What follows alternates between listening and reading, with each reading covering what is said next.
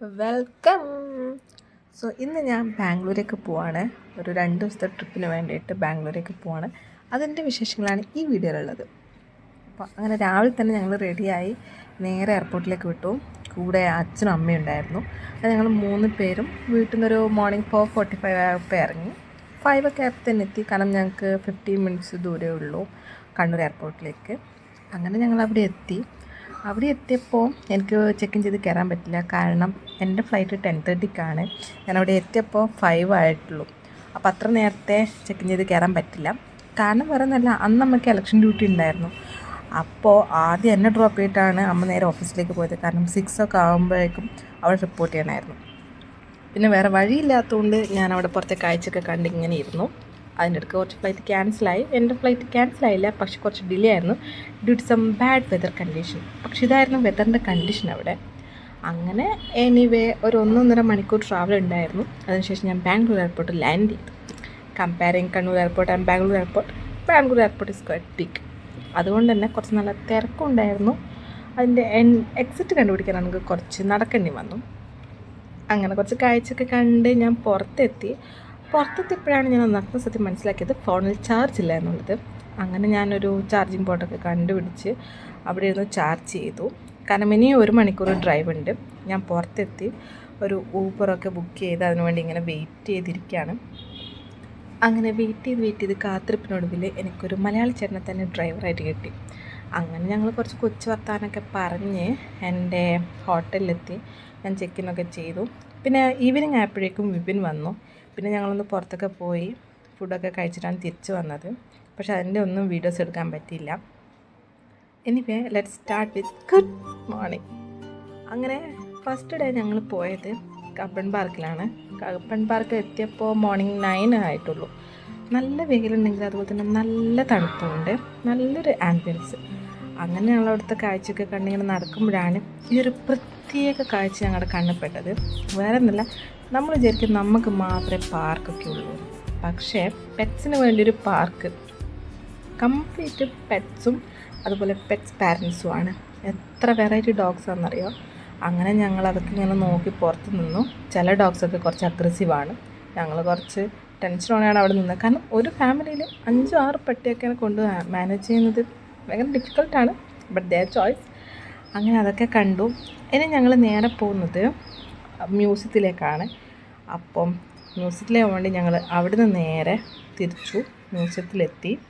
പക്ഷെ നമുക്ക് അവിടെ എന്താ വെച്ചാൽ വീഡിയോസും ഫോട്ടോസൊന്നും അലൗഡ് അല്ല. അതുകൊണ്ട് തന്നെ അവിടെ നിന്നൊന്നും എടുക്കാൻ പറ്റില്ല. ശേഷം നമ്മൾ ഇറങ്ങിയപ്പോഴേക്കും ലഞ്ച് കഴിക്കാനായി. അങ്ങനെ നമ്മൾ റിവ്യൂസൊക്കെ കണ്ടുപിടിച്ച് ഗൂഗിളിലൊക്കെ നോക്കിയപ്പോൾ കണ്ടെത്തിയൊരു റെസ്റ്റോറൻ്റാണിത്. നല്ലൊരു ഫാൻസി റെസ്റ്റോറൻറ്റ്. കാരണം നമ്മളിരിക്കുന്നതിൻ്റെ ഫ്ലോറിൽ വെള്ളം ഉണ്ടാവും. അപ്പം നമുക്കവിടെ ഷൂസും ഫുഡ് വെയർസും ഒന്നും നമുക്ക് ഇടാൻ പറ്റില്ല. അപ്പോൾ അങ്ങനെ അവിടെ എത്തി. അങ്ങനെ ഒരു ഇതിലൊക്കെ ഇരുന്ന് ഇങ്ങനെ വെറൈറ്റി ഒരു എക്സ്പീരിയൻസ് കേട്ടോ. അങ്ങനെ ഞങ്ങൾ ഫുഡൊക്കെ ഓർഡർ ചെയ്തു. ഇതിനകത്ത് കയറി കഴിഞ്ഞാൽ ഒരു കേവിൻ്റെ അകത്ത് കയറിയ പോലെ തന്നെ എക്സ്പീരിയൻസാണ്. അവർ ഡ്രസ്സ് ചെയ്തിരിക്കുന്നതും എല്ലാം അതുപോലെ തന്നെയാണ്. അങ്ങനെ ഞങ്ങൾ ഫുഡ് വന്നു, ഫുഡ് കഴിച്ചു.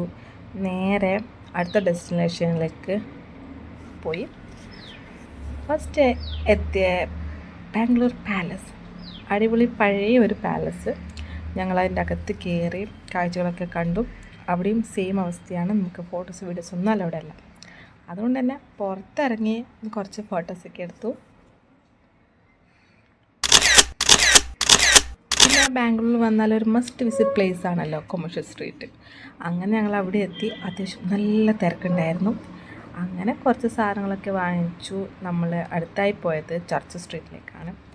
ചർച്ച് സ്ട്രീറ്റ് അത്യാവശ്യം തിരക്കൊന്നും ഉണ്ടായിരുന്നില്ല. നമ്മൾ എല്ലാ സ്ഥലത്തും ഇങ്ങനെ കയറി. അപ്പോഴാണ് മിനിസോ കണ്ടത്. മിനിസോയിൽ ക്രിസ്മസിൻ്റെ കളക്ഷൻ വന്നിട്ടുണ്ടായിരുന്നു. അങ്ങനെ ക്യൂട്ട് സാധനമൊക്കെ ഇങ്ങനെയൊക്കെ നോക്കി നടന്നു. അവിടുന്ന് കുറച്ച് സാധനമൊക്കെ നോക്കി പിന്നെ നമ്മൾ റൂമിലെത്തി. Let's start with day 2. ഇത് ഈ സ്ഥലമൊക്കെ ഇന്നലെയൊക്കെ ഭയങ്കര ഹാപ്പനിങ് ആയിട്ടുള്ള, നൈറ്റൊക്കെ ഭയങ്കര ഹാപ്പനിങ് ആയിട്ടുള്ള പ്ലേസാണ്. പക്ഷെ മോർണിംഗ് അതിൻ്റെ അവസ്ഥ നോക്കിയാൽ. അങ്ങനെ ലെറ്റ്സ് ഗോ ടു ബ്രിസ്റ്റോ ക്ലിറ്റോപ്പിയ. കുറേ നാളായിട്ട് ഇൻസ്റ്റഗ്രാമിൽ സേവ് വെച്ചിരുന്ന സ്പോട്ടായത്. ഇവിടുത്തെ പ്രത്യേകത എന്ന് വെച്ചാൽ നമുക്ക് പോട്രീസ് ചെയ്യാം, അതിൻ്റെ കൂടെ തന്നെ ഫുഡും കഴിക്കാം. അപ്പോൾ അവിടെ കുറേ പോട്രീസ് അവർ ചെയ്ത് വെച്ചിട്ടുണ്ടാവും. അതിൽ നമുക്ക് ഇഷ്ടമുള്ളത് സെലക്ട് ചെയ്യാം. അതേപോലെ തന്നെ 4 കളേഴ്സും ചൂസ് ചെയ്താൽ അവരത് പ്രൊവൈഡ് ചെയ്യും. പിന്നെ അത് വെച്ച് നമുക്ക് ഇഷ്ടമുള്ള പോലെ പെയിൻറ്റ് ചെയ്ത് നമുക്ക് അവർക്ക് കൊടുക്കാം. അപ്പോൾ 10 ഡേയ്സിനുള്ളിൽ വന്ന് കളക്ട് ചെയ്താൽ അവരത് ഹീറ്റ് ചെയ്ത് പോളിഷ് ചെയ്ത് വെച്ചിട്ടുണ്ടാവും. അപ്പോൾ ഞങ്ങൾ അവിടുന്ന് ഒരു പോട്ട് എടുത്തു. അതിനുശേഷം പെയിൻ്റൊക്കെ വന്നു. വിപിൻ ഭയങ്കര എക്സൈറ്റായിട്ട് സീരിയസ് ആയിട്ട് നോക്കുന്നുണ്ടായിരുന്നു. അങ്ങനെ പെയിൻറ്റിങ് സ്റ്റാർട്ട് ചെയ്തു. ഞാനാണെങ്കിൽ ഒരു സൈഡിൽ എസ്തെറ്റിക്സൊക്കെ പിടിച്ച് പെയിൻ്റൊക്കെ ചെയ്തു. അപ്പോഴേക്കും നമ്മുടെ ഫുഡ് വന്നു. ഒരു ഫില്ലിംഗ് ആയിട്ടുള്ള അത്യാവശ്യം നല്ലൊരു പ്ലേറ്ററായിരുന്നു. ഞങ്ങൾ അതും കൂടെ കഴിച്ച് ഫിനിഷ് ചെയ്തു. പെയിൻറ്റ് ചെയ്തു. നേരെ അവർക്ക് കൊടുത്തു ഹീറ്റ് ചെയ്യാൻ വേണ്ടിയിട്ട്. അവിടെ നിന്ന് ഇറങ്ങി നമ്മൾ ഇന്ന് വൈകുന്നേരം തന്നെ വന്ന് കളക്ട് ചെയ്യും. കാരണം നമ്മൾ ഇന്ന് റിട്ടേൺ പോവാണ്. പിന്നെ നല്ല സ്പോട്ട് കണ്ടാൽ പിന്നെ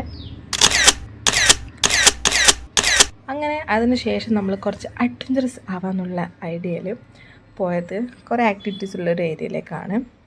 അങ്ങനെ ഫസ്റ്റ് നമ്മൾ പോയത് ഗോ കാർട്ടിങ്. ഞാൻ ആദ്യമായിട്ടാണ് ഗോ കാർട്ടിങ് ചെയ്യുന്നത്. അതിൻ്റെ എക്സൈറ്റ്മെൻ്റ് ഉണ്ട്, കുറച്ച് ടെൻഷനും ഉണ്ട്. കാരണം നമുക്ക് ഹെൽമെറ്റ് മാത്രമേ പ്രൊവൈഡ് ചെയ്യുന്നുള്ളൂ, വേറെ സേഫ്റ്റി മെഷേഴ്സൊന്നും ഇല്ല.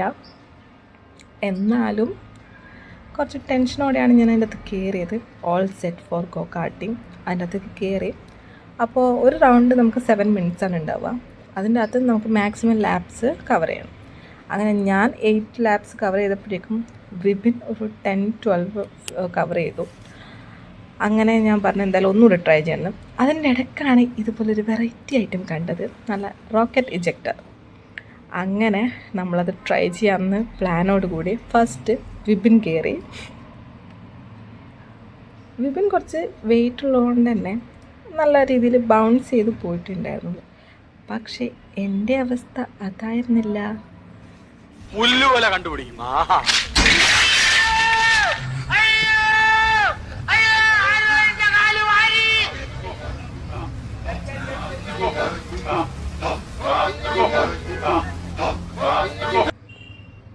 പിന്നെ നേരത്തെ പറഞ്ഞ പോലെ തന്നെ ഒരു റൗണ്ട് കൂടെ ഗോ കാർട്ടിങ് പോയി. അതിലും പക്ഷേ ഞാൻ തോറ്റു ഗൈസ്.